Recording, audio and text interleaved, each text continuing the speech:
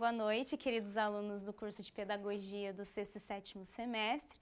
A disciplina, sejam bem-vindos, à nossa terceira aula da disciplina de ensino de língua portuguesa. Eu sou a professora Andressa, já fomos apresentados anteriormente. A aula de hoje, então, a gente vai estudar, vai refletir um pouquinho sobre o ensino da gramática, que afinal de contas é uma das principais vertentes do ensino da língua portuguesa e, além de importante, ela é muito questionada, ela é muito visada, muitas perguntas, é sempre essa pergunta, eu ensino ou não gramática, professora? Como fazer com a gramática? Então, pensando na alfabetização, pensando aí nos primeiros anos iniciais do ensino fundamental, a aula de hoje vai se destinar então a esse objeto. Acompanhem comigo os objetivos da disciplina. Bom, primeiramente então, na aula de hoje nós vamos abordar os diferentes conceitos de gramática. Quando nós falamos em gramática, então nós temos vários tipos de gramática. E quando a gente fala em gramática, a gente está pensando no sistema normativo da língua portuguesa. Então nós temos várias abordagens de observar, de analisar, de trabalhar com esse sistema linguístico. Então nós vamos verificar as diferentes gramáticas que nós temos ao nosso dispor. Num segundo momento, nós vamos discutir o que é regra gramatical, ou seja, nesse momento, o que é essa regra, como trabalhar esse tipo de situação, o que é ou não integrante dessa regra gramatical. Então, nesse segundo momento, nós vamos verificar algumas questões relacionadas a isso. Terceiro momento, nós vamos reconhecer a abordagem com a análise linguística. Então, o termo análise linguística vem sendo empregado já há um tempo e se refere a esse ensino contextualizado da gramática.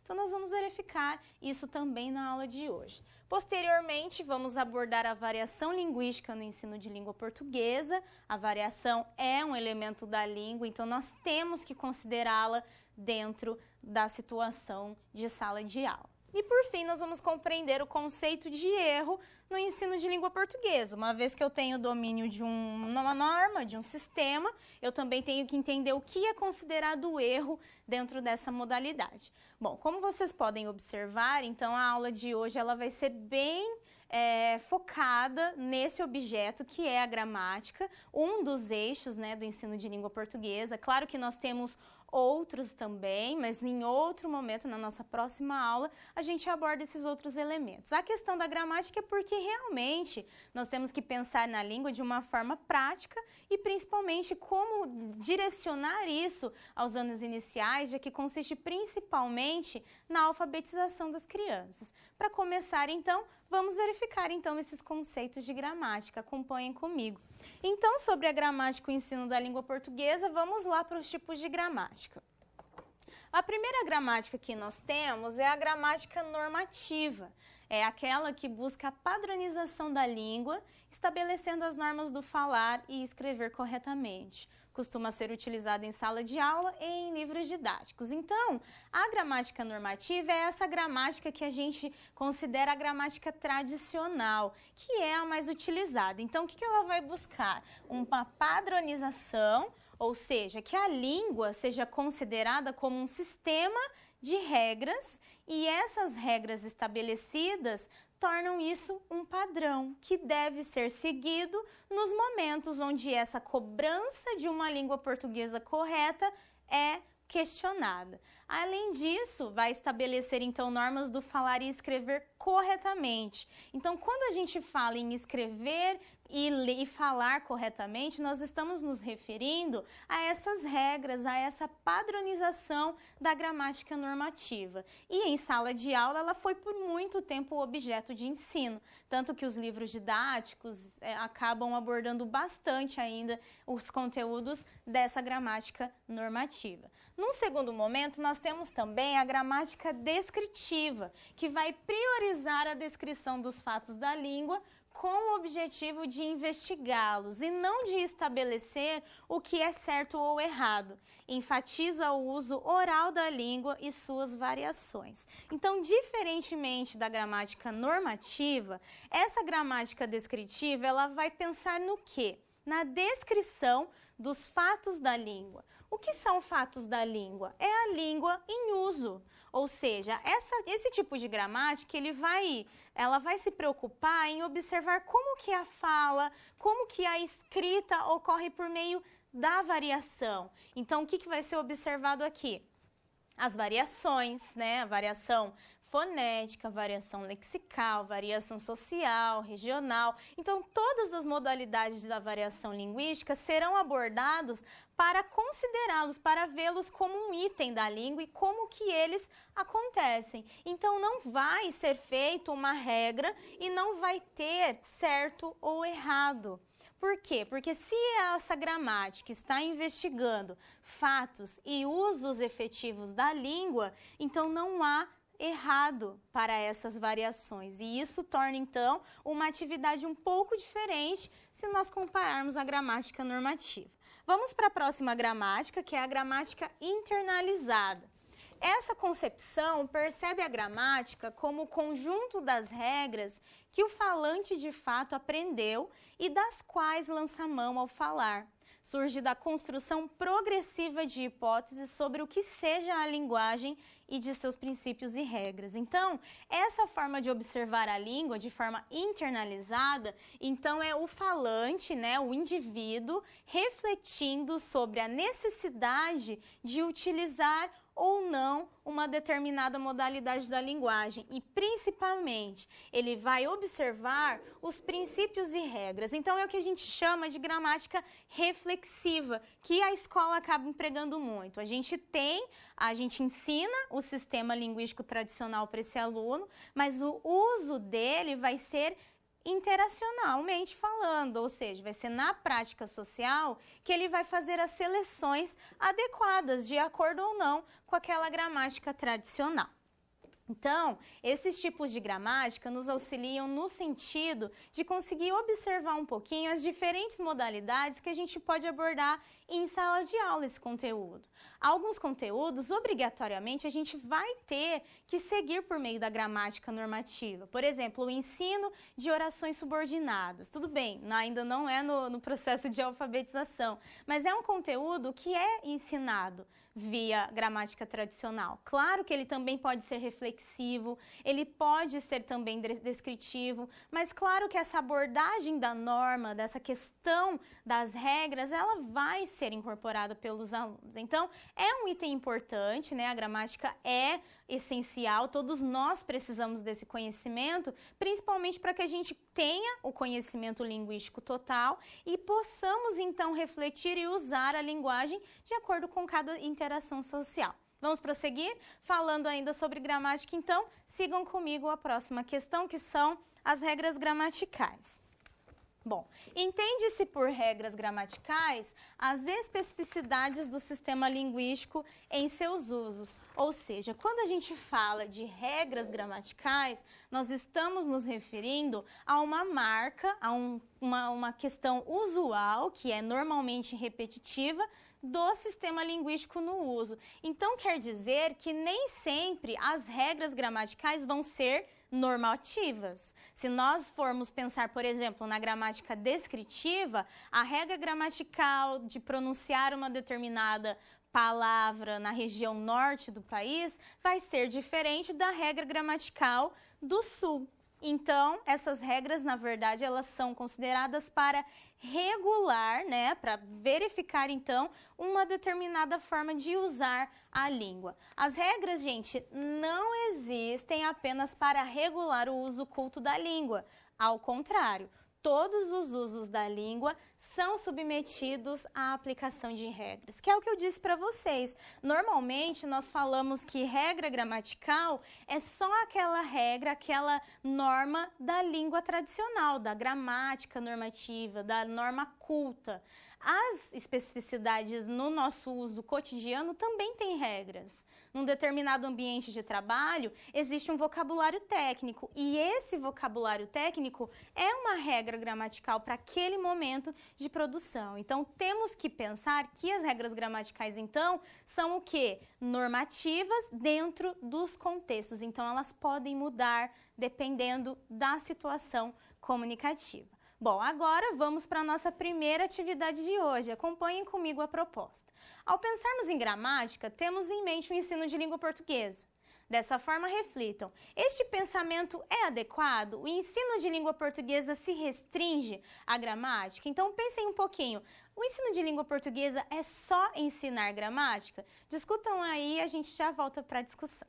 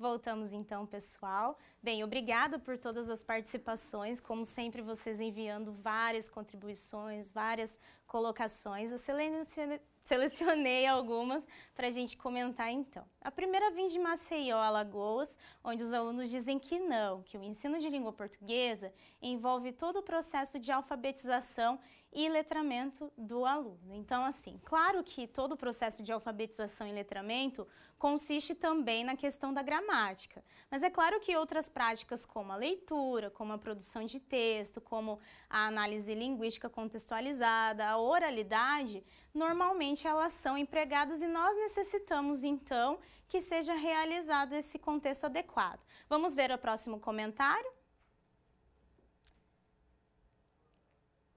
Não, pessoal? Não veio comentário? Bom. Não? Então vamos seguir a aula, gente. Na próxima atividade eu continuo com a leitura, então. Vamos seguir? Acompanhem comigo a sequência.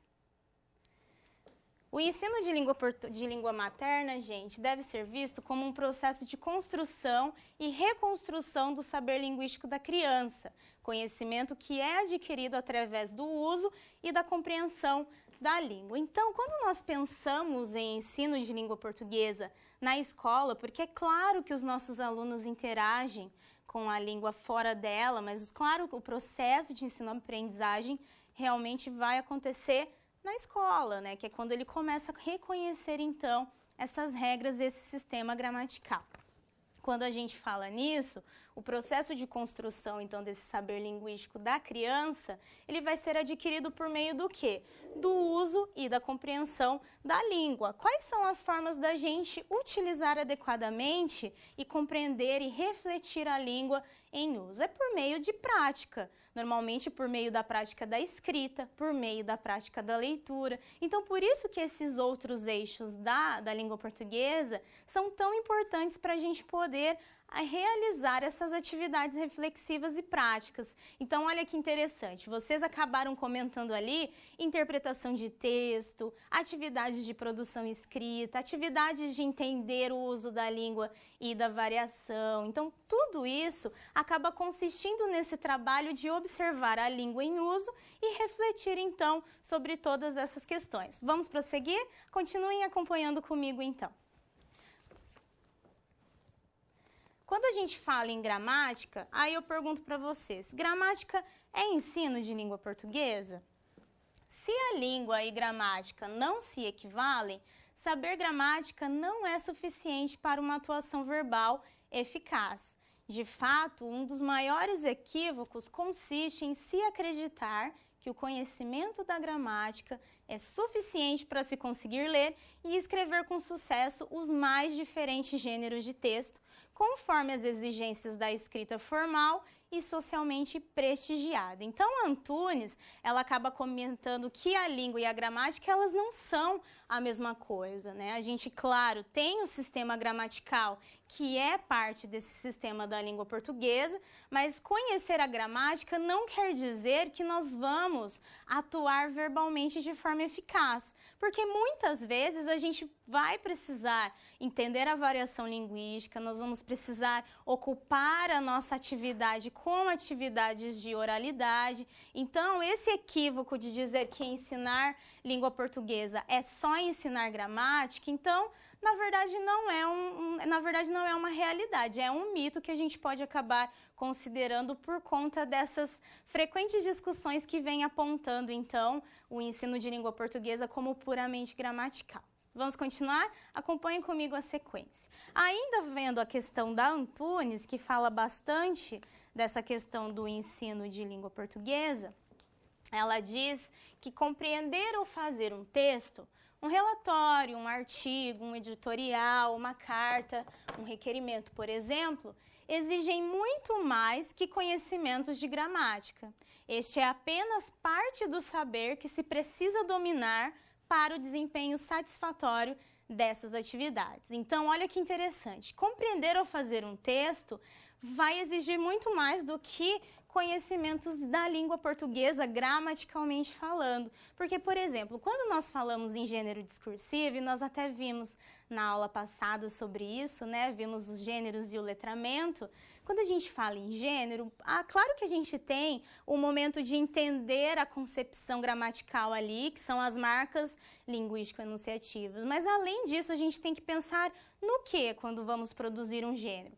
Precisamos pensar no conteúdo temático desse determinado gênero, da sua construção composicional, que é a estrutura, a forma daquele texto. Precisamos adequar coesão e coerência para que ele signifique para o nosso interlocutor. As condições de produção também têm que ser lembradas, né? Qual é a posição social do autor, quem é o meu interlocutor, o objetivo. Então, todos esses fatores que não são gramaticais acabam fazendo muita diferença. Então, quando falamos em produzir textos, nós precisamos da gramática para quê? Porque o uso da linguagem, na maioria das nossas interações, ela é feita por meio desse sistema gramatical. Agora, para construir esse texto, aí eu preciso também dos elementos textuais, discursivos, sociais, culturais. Então, são vários os elementos que a gente realiza aí junto nessa produção textual e leitura. Vamos prosseguir falando ainda sobre isso. Agora nós vamos ver um pouquinho sobre o termo análise linguística, que é frequentemente empregado, principalmente por conta do PCN. Foi por meio dos parâmetros curriculares nacionais que esse termo surgiu, principalmente por conta da intervenção dos textos na época de Geraldi, que foi o primeiro educador brasileiro a incorporar esse tema nas suas produções acadêmicas. E, além disso, ele acabou sendo utilizado frequentemente depois aí da década de 80.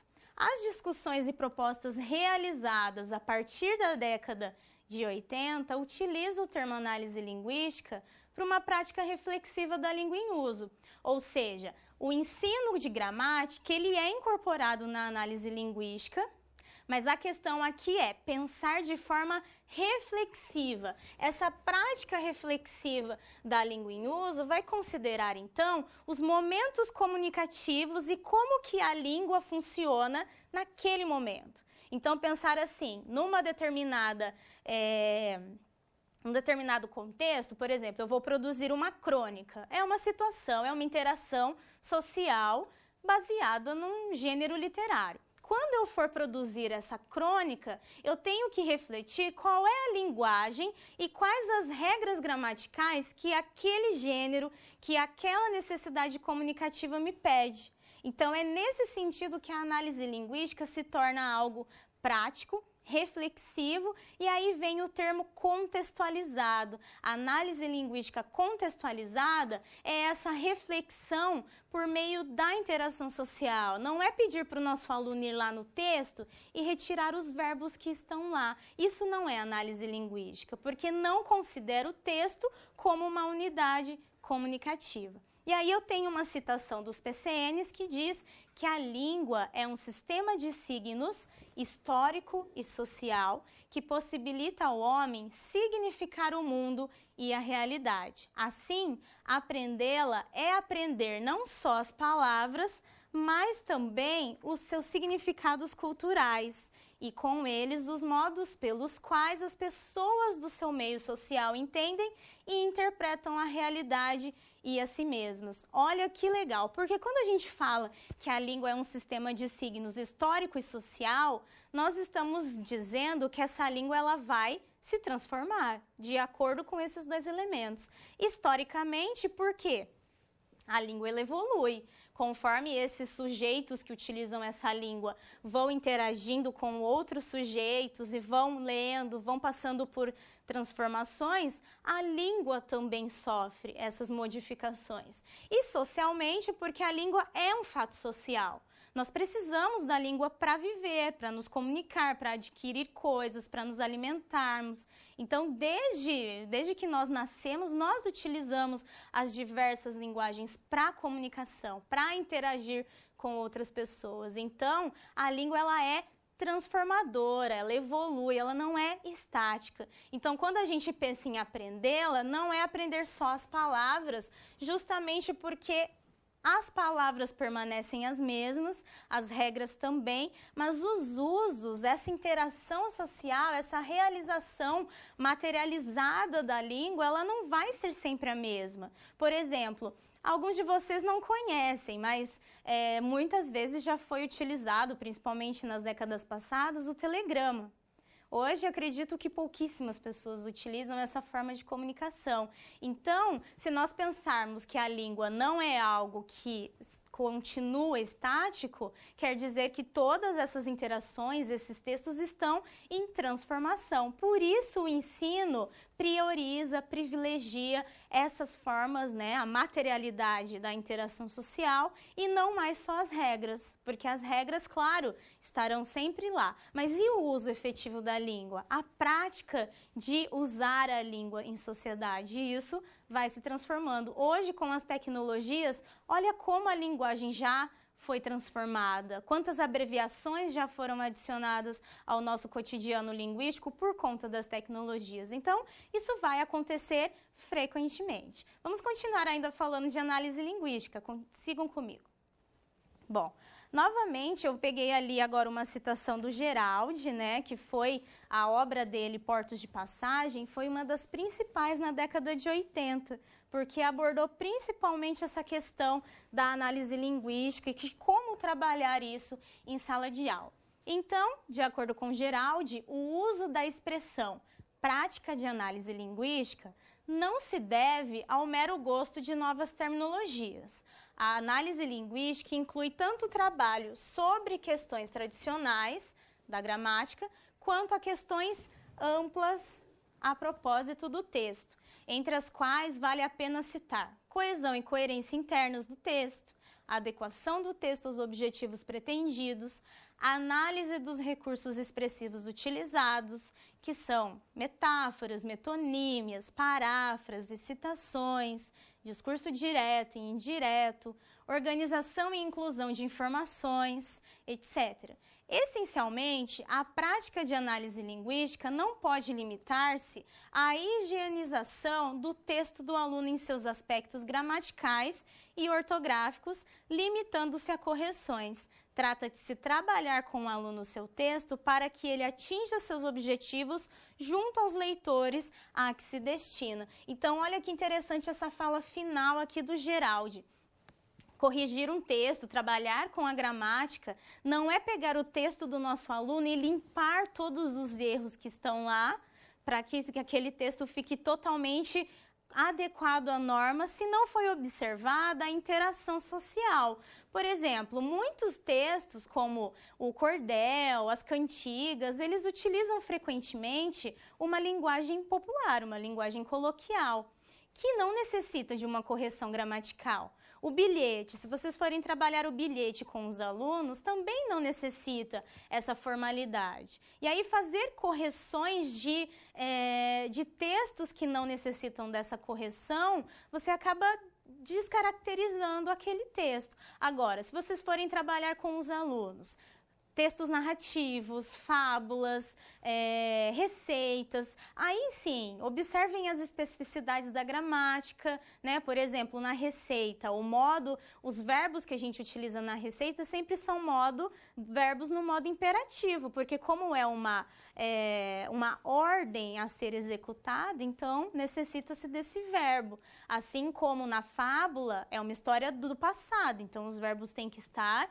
no pretérito. E é essa a particularidade da língua que a gente trabalha. Nós estamos ensinando gramática para o nosso aluno, mas de uma forma contextualizada, porque é num determinado momento que ele consegue entender o porquê que aquele verbo é utilizado daquela forma.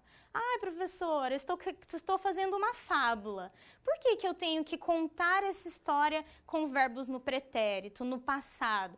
Ah, porque narrativas são fatos narrados, contados, porque já aconteceram. Então, esse tipo de explicação, que às vezes é muito óbvia, muito básica, é necessário passar para o nosso aluno, justamente para ele compreender a língua em uso, ok? Vamos prosseguir?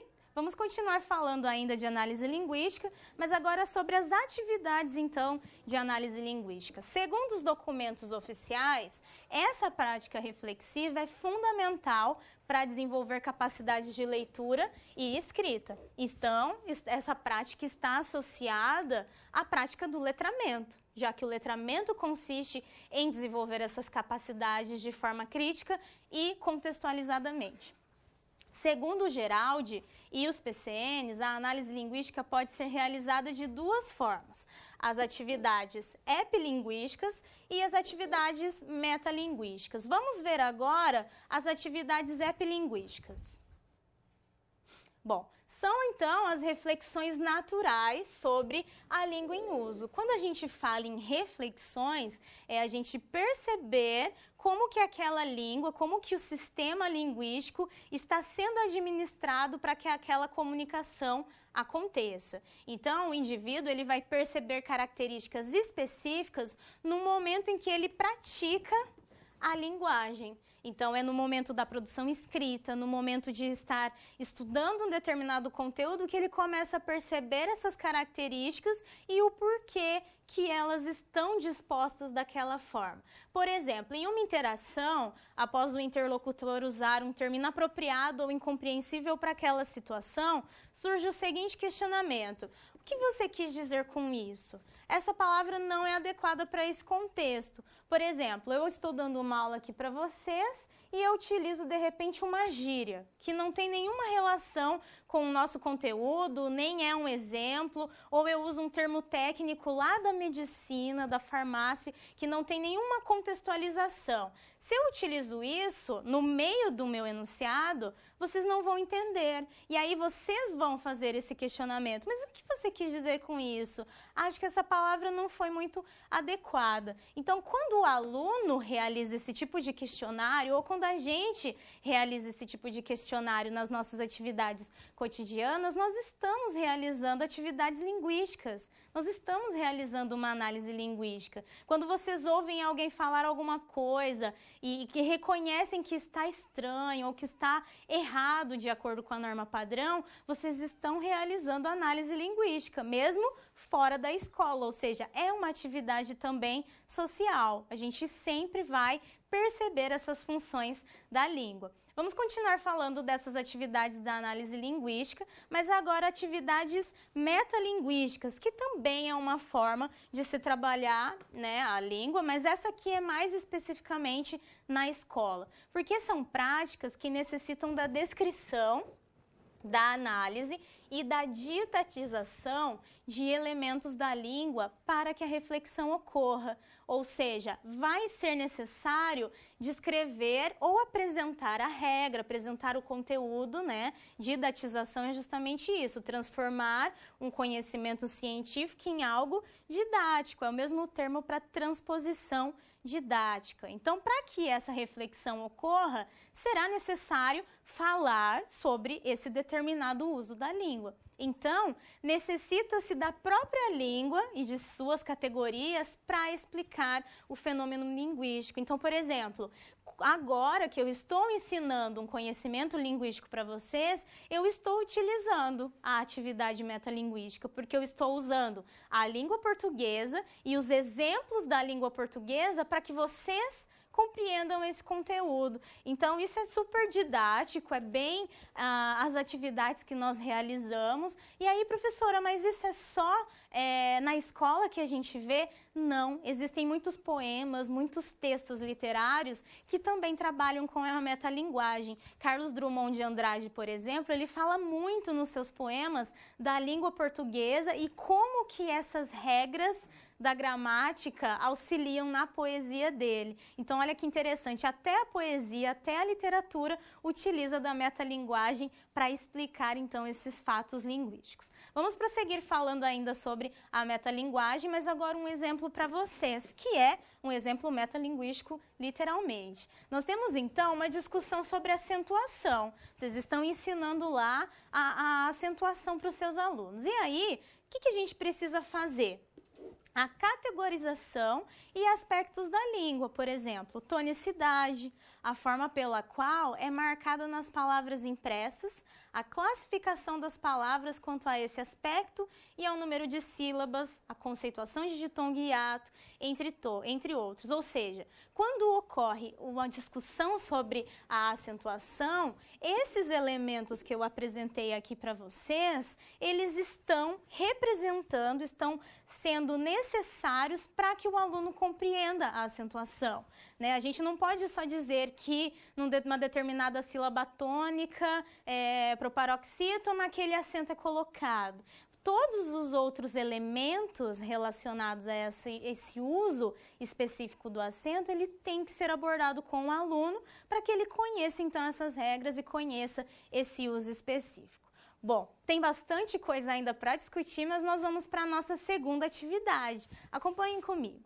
Pensando então nos anos iniciais, gente, do ensino fundamental, que é exclusivamente a prática de vocês, quais conteúdos ou atividades podem ser realizadas com os alunos de forma reflexiva? Então pensem aí em um ou dois conteúdos que podem ser abordados dessa forma reflexiva e principalmente de forma contextualizada, e nós já voltamos para a discussão.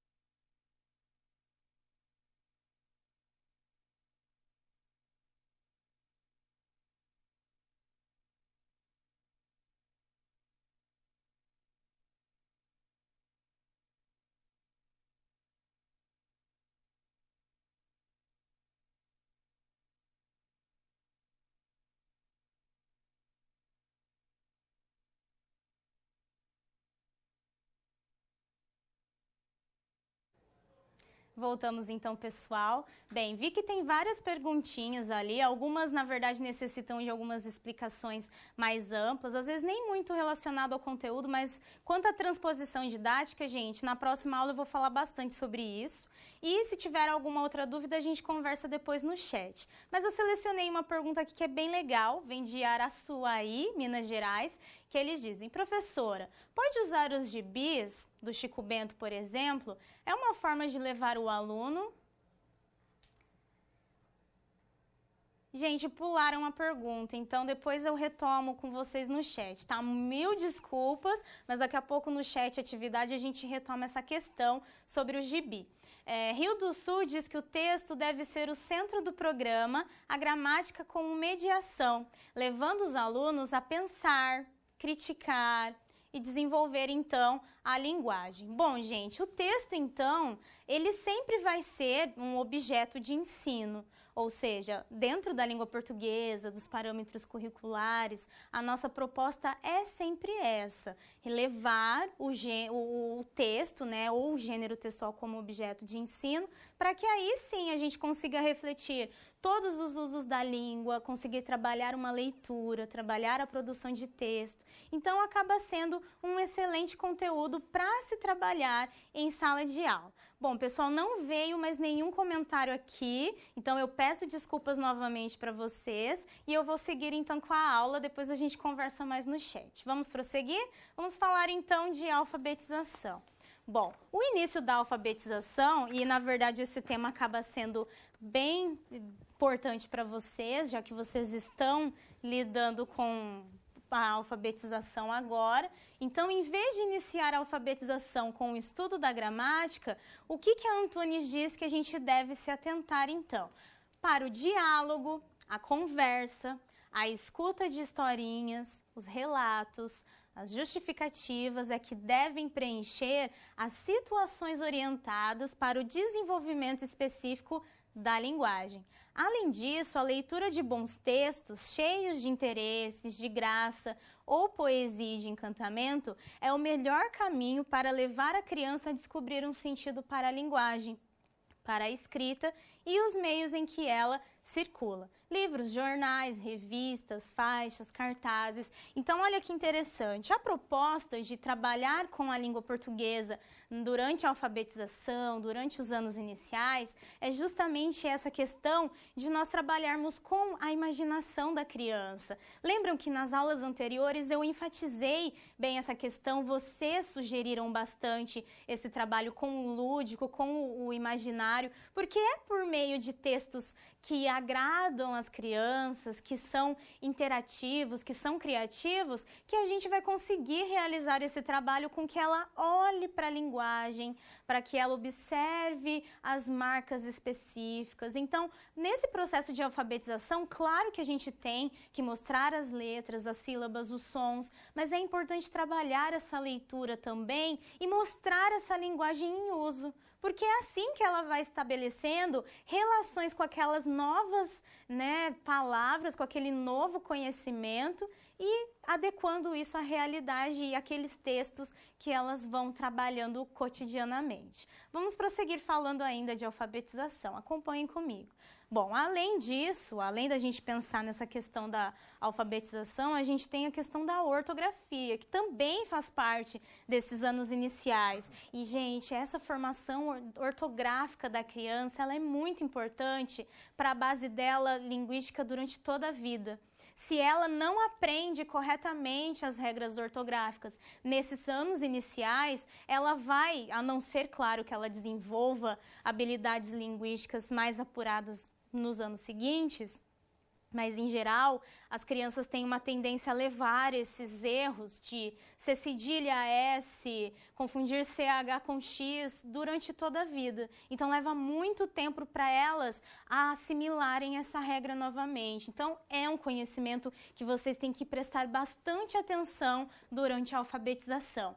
Então, os conhecimentos ortográficos e linguísticos, o professor deve promover um clima de aprendizagem em que o aluno tem um motivo para escrever corretamente. Então, claro que a gente valida a variação dele, mas no momento em que está sendo trabalhada a ortografia, obrigatoriamente nós precisamos fazer com que eles escrevam essas palavras corretamente, porque é por meio da prática da leitura e da escrita que eles vão assimilar essas regras. Não tem outra forma, gente, é por meio da prática, mais a leitura e a escrita juntas do que ficar repetindo e repetindo as regras. As atividades devem promover a observação e formulação de hipóteses para que os alunos confrontem suas descobertas. Por exemplo, os PCNs dizem que ainda que tenha um forte apelo à memória, a aprendizagem da ortografia não é um processo passivo.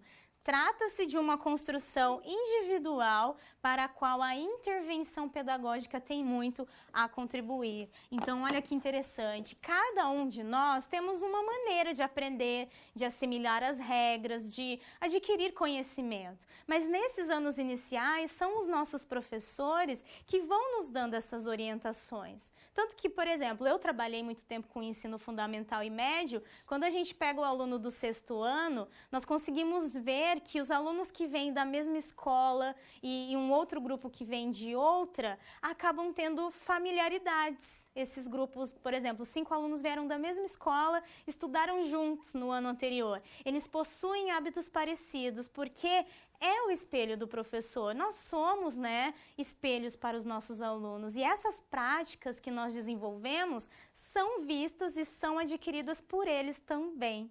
Então, isso é muito interessante para a nossa prática diária. Vamos continuar? Prosseguindo, então acompanhem comigo. E aí, pensando nessa questão da bagagem linguística dos alunos, por mais que a gente pense em alfabetização, os nossos alunos chegam à escola sem conhecer as letras, sem conhecer as palavras, mas todas as crianças já chegam à escola com uma bagagem linguística e cultural construída ao longo das práticas sociais que eles realizam em sociedade. Afinal de contas, essas crianças, elas interagem com as suas famílias, elas possuem amigos, como eu disse na aula passada, algumas frequentam grupos religiosos, vão à casa dos amigos, de parentes, vão a parques, então elas vão interagir com outras pessoas. E muitas vezes os pais, os amigos, essas pessoas com quem elas convivem, transmitem conhecimento linguístico, porque eles falam e eles já têm, então, aquisição, eles repetem muito o vocabulário dos pais, e a bagagem cultural é uma cultura popular, a cultura do grupo em que elas vivem, mas é cultural, é um grupo que constrói significações. Muitas vezes esses pais leem para os seus filhos. Então, olha que interessante. As crianças, algumas com mais, outras com menos, mas elas já têm, então, essa bagagem que consiste justamente nessa tríade interlaçada aqui, que é a criança com os grupos sociais e a escola. E quando elas entram para a escola, essa interação vai se tornar muito maior, porque o que acontece? Elas vão levar os conhecimentos adquiridos na escola para casa e vão começar a praticar esses conhecimentos em casa. Isso é muito comum de perceber as crianças, hoje eu aprendi tal coisa, e elas começam mesmo a praticar se elas forem motivadas a isso. Vamos prosseguir ainda falando sobre essa questão, mas agora nós vamos entrar num outro âmbito que nós temos que considerar, já que é uma parte da língua, é um elemento essencial para a língua portuguesa, e principalmente entender como observar essa variação e como e quando utilizar isso ou não nas aulas, o que é correto, o que pode ou não ser considerado. Então, isso é bem interessante. Então, o que é, então, a variação linguística? Os vários usos da língua falada, conforme cada região, época, classe social. É o efeito natural das mudanças da língua, a qual é dinâmica e viva. Então, a variação linguística, ela vem justamente desse uso dinâmico da língua por meio da fala. É na fala que essa variação vai ocorrer. Tanto que quando vocês me ouvem falando, dando essa aula, vocês já conseguem estabelecer as diferenças entre a minha fala e a fala de vocês, foneticamente falando, As minhas pronúncias são diferentes. O pessoal do norte, o pessoal ali do Rio de Janeiro, o pessoal do Rio Grande do Sul consegue notar uma diferença bem grande na nossa forma de falar. E isso é perfeitamente natural, porque indica ao qual grupo eu pertenço e o grupo que vocês pertencem também. Então, a variação ela é adequada, ela existe, ela deve ser respeitada, mas claro, vamos observar então quais são essas variações. A primeira delas, então, é a variação histórica, que consiste em duas grandes variantes, a forma substituta e a forma substituída. A forma substituta é a forma como nós falamos atualmente. Então, todas as formas, todos os usos da linguagem que nós falamos é a forma substituta. A forma substituída é aquela que já não existe mais. Por exemplo, vós-mercê. Ninguém mais utiliza vós-mercê, vossa mercê, vancê. Nós utilizamos atualmente o pronome de tratamento você. Então, essa forma substituída de vós-mercê, temos então a substituta que é você. A língua se transforma, então, consequentemente, algumas palavras deixam de existir ou começam a não ser utilizadas com tanta frequência. Aqui eu trouxe para vocês um exemplo que é o poema do Drummond, que chama Antigamente. Ele diz, antigamente as moças chamavam-se mesdemoiselles e eram todas mimosas e muito prendadas. Não faziam anos, completavam primaveras, em geral 18.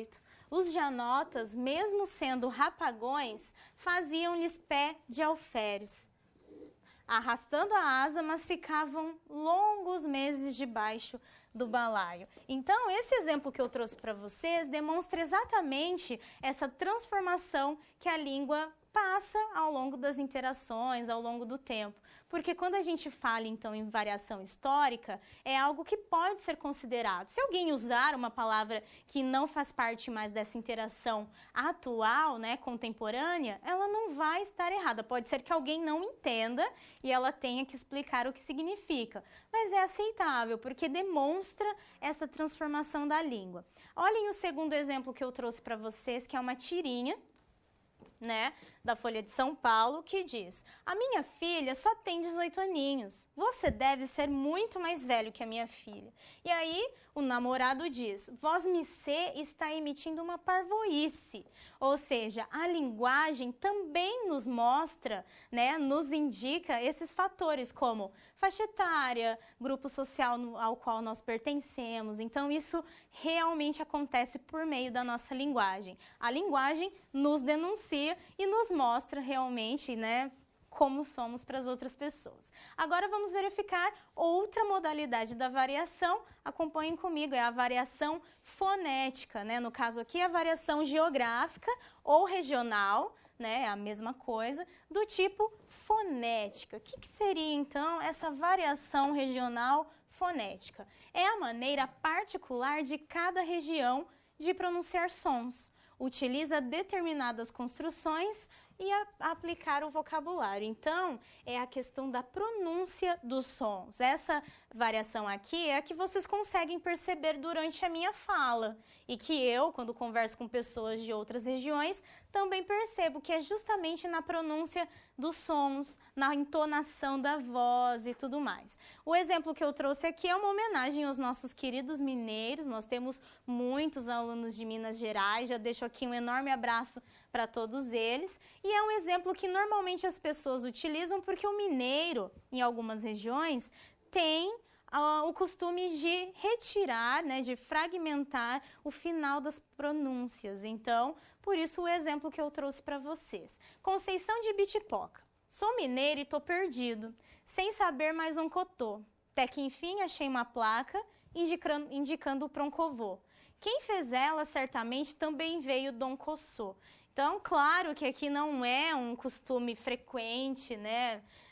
Mas é uma forma de tratar essas diferenças regionais. E ali tem Sampa, Belzonte, Rio, Juiz de Fora e Lima Duarte. Então, essa nossa pronúncia ela é muito particular, ela normalmente tem origem principalmente das colonizações que as regiões tiveram. Por exemplo, Pernambuco teve uma colonização holandesa diferente, né, antes até das demais, enquanto outras regiões foram colonizadas por espanhóis, portugueses. Algumas regiões têm uma linguagem muito próxima do indígena, claro que hoje é muito mais evoluído, mas a época anterior, né, século passado, a gente tinha esses termos muito mais incorporados à nossa língua. Tudo isso por conta do quê? Do grupo social que está convivendo. Então, por exemplo, muita gente se mudar de cidade, muda também o jeito de falar, porque começa a adquirir aqueles hábitos fonéticos. A não ser, por exemplo, a diferença entre o meu R, que eu pronuncio porta,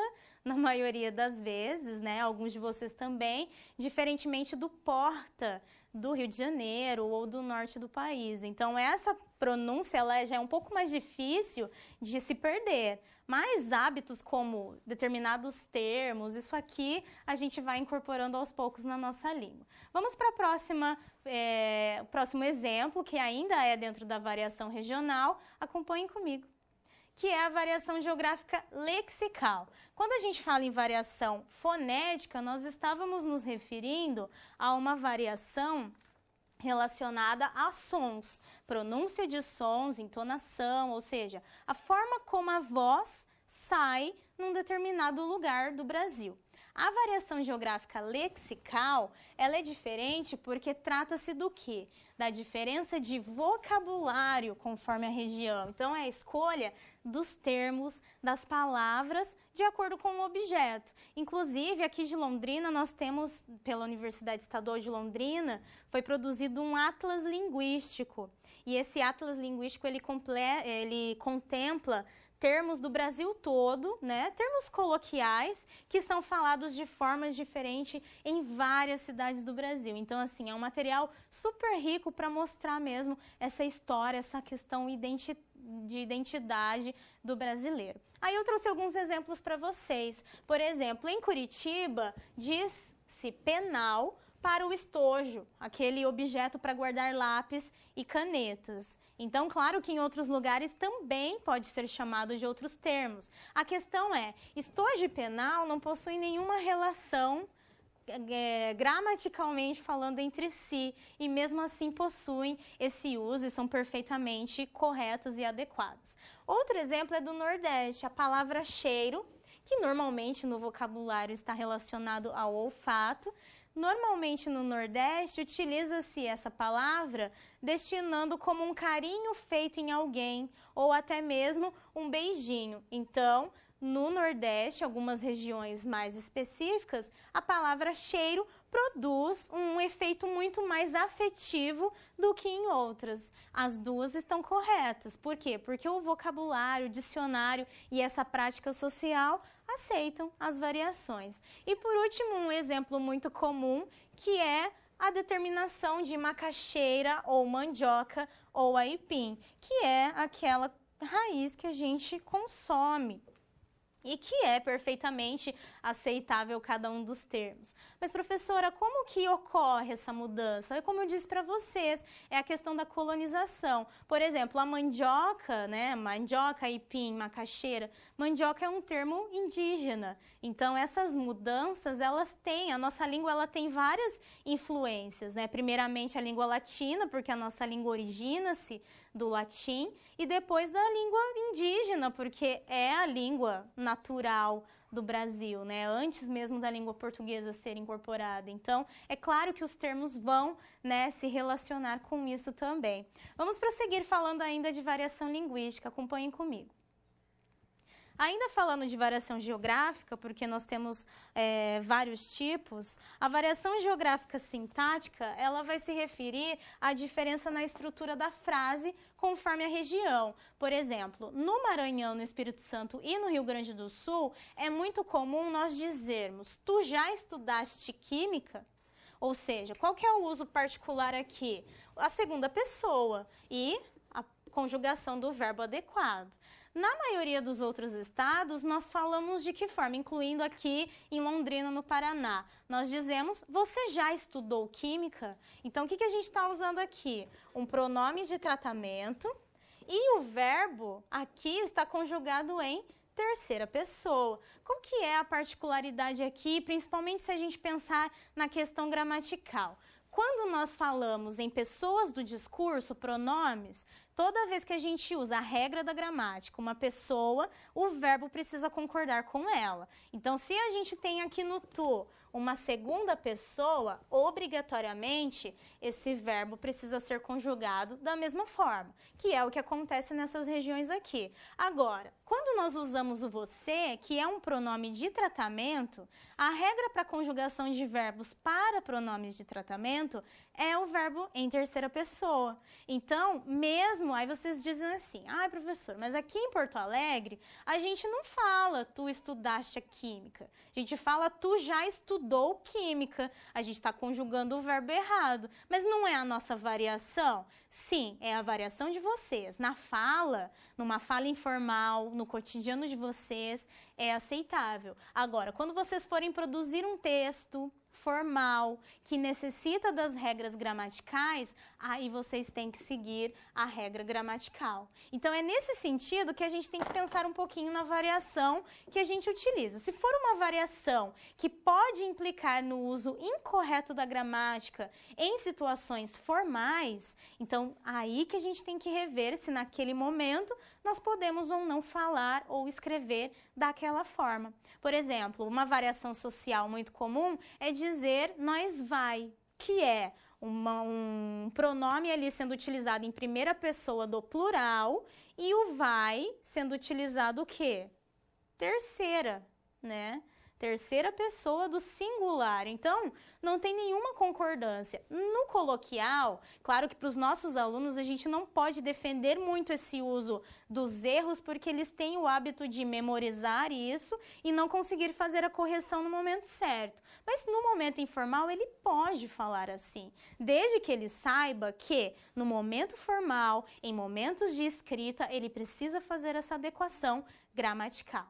Ok? Vamos continuar falando ainda de variação, mas agora uma outra variação que é a variação social. Acompanhem comigo. Quando nós falamos então em variação social, nós estamos nos referindo à semelhança entre os diversos falantes de um mesmo grupo.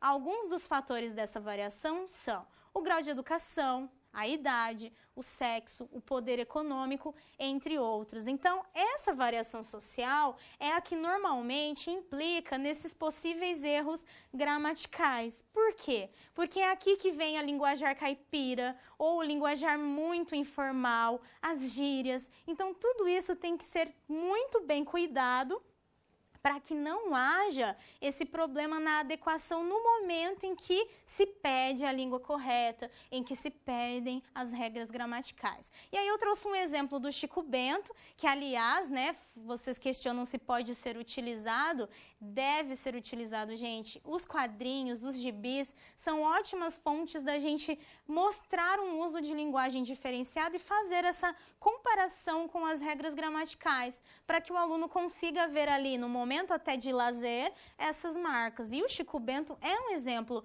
muito específico disso, porque ele tem o linguajar caipira, porque ele vive no ambiente rural, né? Ele vem da roça, então o linguajar dele quer retratar esse ambiente mais simples, né? Com hábitos diferentes, então a linguagem dele é diferenciada. E aí o Zé Lelé tá olhando no espelho e o Chico diz, tá se olhando no espelho, Zé Lelé?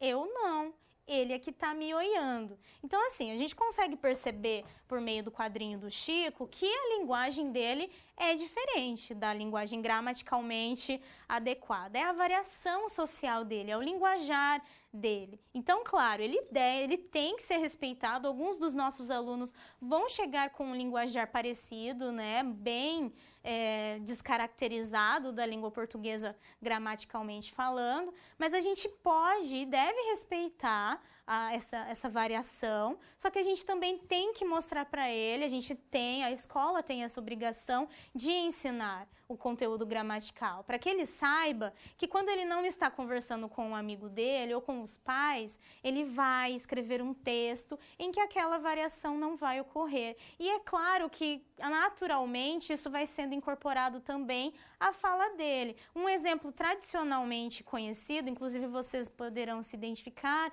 são as crianças que dizem eu di o dinheiro para minha mãe, em vez de eu dei o dinheiro para minha mãe. É comum, porque é da língua ainda sendo adquirida, mas quando eles vão sendo incorporados à alfabetização e à escolarização, eles transformam esse uso.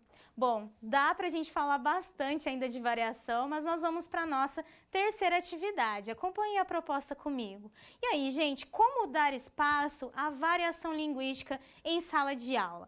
Pensem um pouquinho a respeito e nós já voltamos para a discussão.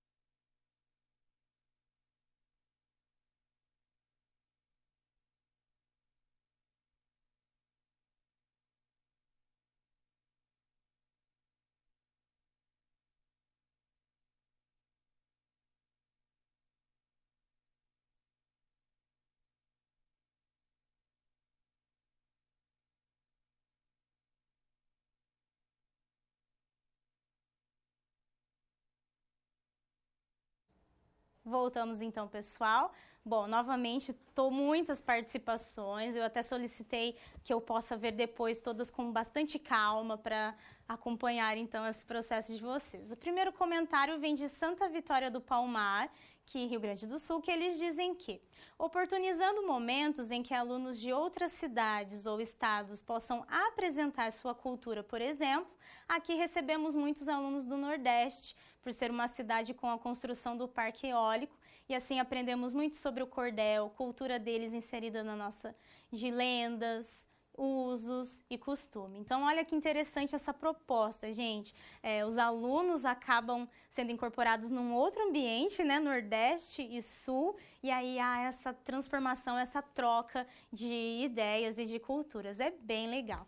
Toledo, Paraná, traz que uma ideia interessante, além de trabalharmos com teatros e dramatizações, seria cantar músicas conhecidas dentro dessa variação, como, por exemplo, Atirei o Pau no Gato, trazendo a variação fonética dos mineiros. Olha que legal, né? Uma atividade lúdica e que a gente consegue ainda fazer esse trabalho de reconhecer as diversidades. E São José dos Campos, que os alunos dizem que pesquisar sobre a origem da família e apresentar em uma roda de conversa, uma peça teatral da região, de cada um, etc. Então, isso é interessante, né? Trazer essa cultura, essa bagagem cultural do nosso aluno para a sala de aula e que para todo mundo, então, possa compartilhar essas ideias.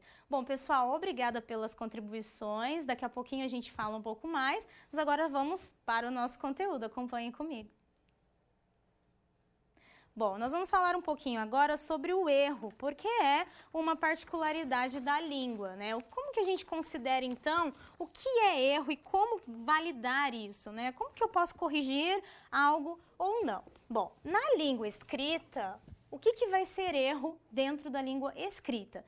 Transgressão de um código convencionado e prescrito pela ortografia, não prevê variação, ou seja, a língua gramatical, né, a língua portuguesa, aquele sistema gramatical, aquela norma que a gente segue, se houver algum erro dessa gramática ou da ortografia, na escrita é considerado um erro. Agora, o que é considerado erro na língua oral? A variação é de sua própria natureza, é um recurso fundamental para que os falantes marquem suas identidades, seus papéis sociais, seu alinhamento com o interlocutor, enfim, para que moldem a forma da sua fala à função que está desempenhando no processo interacional. Ou seja, a língua oral, o que vai ser considerado erro na oralidade? Se num determinado momento de comunicação, essa comunicação não ocorrer ou tiver problemas. Por exemplo, você está num ambiente com crianças e utiliza uma linguagem técnica demais. Isso é considerado um erro, porque não vai permitir que as crianças entendam aquela comunicação. Agora vamos para a próxima questão, que é a questão do erro. Que Banho, que aliás é um sociolinguista que estuda essa questão da variação, o que ele fala sobre isso? Quando se trata de língua, só se pode qualificar de erro aquilo que comprometa a comunicação entre os interlocutores, ou seja, o ensino de português não pode basear-se apenas na gramática tradicional. Então foi aquilo que eu falei para vocês, que quando a gente fala de língua, a gente só pode concluir que se trata de um erro quando atrapalhar a comunicação. Caso contrário, não vai ser erro, vai ser apenas uma talvez inadequação da linguagem, variação, mas o erro constitui em não está permitindo a comunicação. Vamos ver então um exemplo, acompanhem comigo. Quando a gente fala então de erro, a gente tem três formas aqui. Eu encontrei ele no jardim, eu o encontrei no jardim e eu encontrei escrito com M. Nós só temos aqui um erro validado sem observar o contexto, que é eu encontrei. Por quê?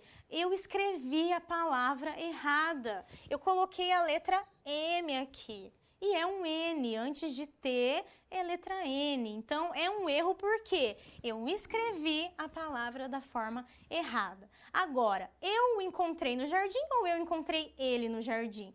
Formalmente, de acordo com a norma padrão, com as formas cultas da língua, o correto seria eu o encontrei no jardim. O uso do pronome aqui oblíquo, eu o encontrei no jardim. Agora, num ambiente informal, onde não há necessidade de utilizar a norma padrão e os elementos da gramática, eu encontrei ele no jardim, ainda está comunicando e não está quebrando nenhuma regra. Agora, se está exigindo um domínio da gramática, um domínio do sistema linguístico para que o uso do pronome seja adequado, aí estará errado. Então, aquela situação ali vai depender do contexto de utilização. Professora, mas o que eu ensino para o meu aluno? Como professora de língua portuguesa, nós ensinamos eu ou encontrei. Nós temos que ensinar o uso dos pronomes adequadamente, ok?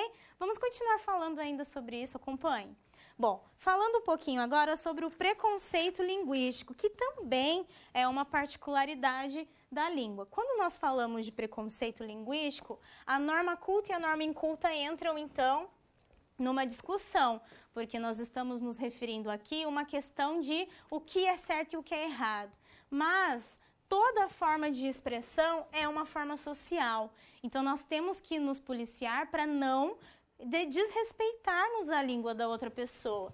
Ridicularizar a língua de alguém é atacar a sua cultura. Ou seja, quando nós estamos em contato com alguém que fala diferente da nossa forma, nós temos que respeitar isso, principalmente dos nossos alunos. Leva um tempo para eles madurecerem linguisticamente e elaborarem os seus textos e falarem um pouco mais adequados a essa norma gramatical. E aí é comum que a gente diga, esse menino fala muito errado, os alunos não sabem português. Claro que eles sabem português, gente, é a língua deles. O que eles não dominam é o sistema gramatical. Então, é importante que a gente passe isso para os nossos alunos também, para que eles não brinquem e prejudiquem e tenham esse preconceito linguístico com os seus colegas.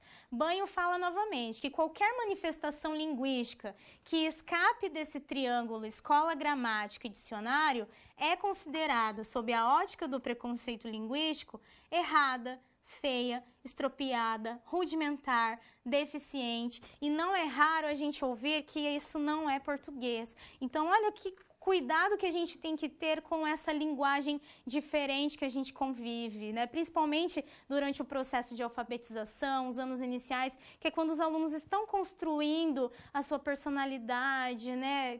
Nós tentamos inserir algumas questões para eles, então é importante fazer com que eles reflitam sobre esse uso e esse respeito das línguas diferentes. Bom, para encerrar essa parte, eu vou propor agora que vocês assistam a um vídeo e nós já voltamos. Comportamento muito comum entre nós e que pouca gente sabe que é um preconceito, o chamado preconceito linguístico. O modo como a gente fala carrega vários indícios sobre quem somos, de onde viemos, qual é nosso gênero, a nossa faixa etária, os grupos de que fazemos parte e até a nossa classe social. Por isso, criticar o jeito como alguém se expressa pode ser considerado uma maneira disfarçada de demonstrar desrespeito por tudo que está por trás da fala. Ou seja, parece só uma questão linguística, mas no fundo é uma discriminação social. Acreditar que existe um jeito certo de falar, ou que existe um jeito superior, melhor, é o mesmo que acreditar que a Terra é plana. Sabe por quê? Porque já foi provado há muito tempo que essas ideias são falsas. E sabe quem chegou a essa conclusão? Cientistas que passaram a vida estudando o funcionamento das línguas. Assim como engenheiros são responsáveis por avaliar construções, chefes de cozinha são chamados para comandar banquetes, e médicos são os únicos capazes de fazer diagnósticos sobre a saúde de alguém, existem os especialistas do funcionamento da língua, os linguistas.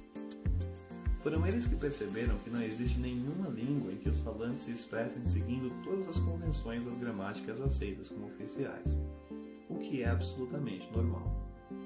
Não acontece só comigo e com você. Também acontece com seu vizinho, com os australianos, alemães, poloneses, argentinos, com Camões, com Saramago, Machado de Assis, Eça de Queiroz, Fernando Pessoa, com minha avó e azul, e a tataravó dela, e o bisavô da tataravó, da tataravó, já deu para entender, né? Tudo que se costuma chamar de regra da língua é, na verdade, uma convenção temporária. Essas convenções mudam sempre, o tempo todo, em todas as línguas. Não tem por que lutar contra isso. Alguém gostaria de voltar a escrever a língua portuguesa como antes? A língua que a gente fala é o resultado de mudanças que aconteceram por vários séculos. Por isso, não faz sentido lutar para que ela não mude mais. Nosso português já mudou tanto que já não corresponde mais à língua falada em Portugal. Por essa razão, passou a ser chamada de português brasileiro por muitos especialistas. Mas espere, o português falado lá na Europa também mudou. Não melhorou, nem piorou, só ficou diferente. Todas as línguas mudam. Também existem versões arcaicas das línguas faladas por canadenses, russos, marroquinos, colombianos, japoneses e todos os outros povos mundo afora. Ou seja, impedir que a língua mude não tem nada a ver com respeito à nação, nem com bons níveis de escolaridade e com nenhuma das outras desculpas que se escuta por aí. Apesar de tudo isso, a gente não pode se enganar. Quanto mais a gente sabe sobre as convenções da nossa língua, mais a gente tem condições de compreender o que é dito e se expressar bem em diferentes contextos. Isso não significa que a gente precise falar sempre como as gramáticas oficiais sugerem. Muito do que está lá já caiu em desuso e soaria bem estranho no nosso cotidiano. É mais ou menos a mesma coisa que acontece com a nossa caligrafia. Não é porque a gente sabe fazer uma letra toda caprichada, digna de convite de casamento, que vai sair por aí fazendo letra rebuscada até para escrever lista de compras, certo?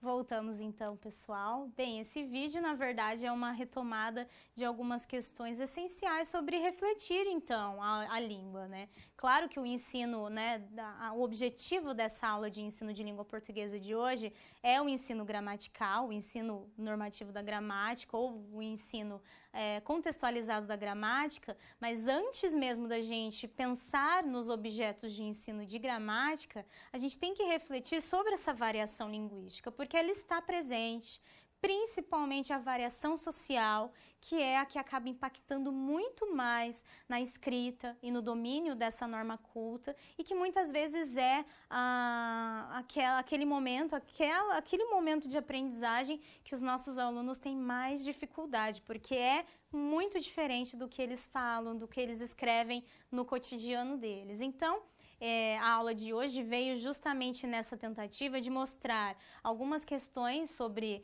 o que os documentos pregam a respeito do ensino de gramática, principalmente na questão de como abordá-la, né? Claro que não dá para trazer muitas questões, mas na próxima aula isso será abordado porque aí nós vamos ver todos os eixos de ensino, mas a variação linguística nós temos muita preocupação com ela porque normalmente a escola exclui esse uso da língua, como se não fosse parte integrante do sistema linguístico. E é sim, porque é o uso efetivo, o uso prático desse sistema, só que aos moldes de ambientes e de situações comunicativas muitas vezes informais. Então vamos verificar a última contribuição, que é uma citação que fala um pouquinho sobre isso. Bom, o Napoleão Mendes de Almeida, ele diz então que conhecer a língua portuguesa não é privilégio de gramáticos, senão de todo brasileiro que preza sua nacionalidade. É erro de consequências imprevisíveis acreditar que só os escritores profissionais têm a obrigação de saber escrever. Saber escrever a própria língua faz parte dos deveres cívicos. Então, olha que interessante esse comentário de um gramático, né, de um linguista, que trata justamente essa questão. A língua portuguesa é um item nacional, um item da nossa identidade que a gente tem que aprender. Então, a escola tem essa obrigatoriedade de ensinar a gramática. Então, o meu posicionamento nesse momento para vocês, que provavelmente estão pensando, e agora, ensina ou não a gramática normativa? Sim, ela tem que ser ensinada. A questão é a metodologia que vai ser empregado. O que nós estamos pedindo, né, e sempre preconizando essa ideia de que a gramática não seja ensinada sem nenhum objetivo prático, que o nosso aluno saiba o que é um substantivo, mas não entenda o porquê ele precisa entender que o substantivo nomeia os seres, as coisas e as diferenças de classes gramaticais. O que a gente precisa mostrar para o aluno é a utilidade desses conhecimentos. Não só em língua portuguesa, como em qualquer outra disciplina, é a prática disso, né? Como que ele vai receber isso que a gente adquire ao longo dessas práticas, ou seja, como que ele vai praticar, ele vai usar corretamente a linguagem e os conhecimentos linguísticos nas diversas interações sociais que ele vem a realizar. Então é isso que a gente tem apontado e que nós vamos continuar falando ainda na próxima aula principalmente, porque nós vamos verificar ali a leitura, a oralidade, a análise linguística, a produção de textos, todas essas práticas articuladas ao letramento, articuladas a um ensino interacionista, onde haja interação entre o professor e o aluno e principalmente onde haja aquisição de conhecimento, para que o aluno entenda aquele conhecimento, que ele consiga aplicar isso no dia a dia dele, porque é a nossa função, principalmente no uso da língua, que ele já sabe, ele sabe língua portuguesa. O que ele não sabe é, muitas vezes, o sistema gramatical completo, com a norma padrão, uma norma formal, que muitas vezes é solicitada a ele. Então é isso que a escola acaba tendo uma necessidade maior de incorporar. Bom, quero deixar aqui os meus agradecimentos a vocês por todas as participações, né? Toda quinta-feira nós estamos aí com muitas atividades, vocês sempre participando, enviando contribuições super interessantes que até os colegas devem utilizar como exemplos para a prática em sala de aula, já que vocês são professores, são pedagogos. Daqui a pouquinho nós nos encontramos no chat atividade, onde nós vamos ainda discutir um pouco sobre essa questão da gramática e da variação linguística. E na semana que vem vamos continuar com essa discussão mais ampla sobre os objetos de ensino de língua portuguesa. Uma ótima semana para vocês, um abraço e até semana que vem.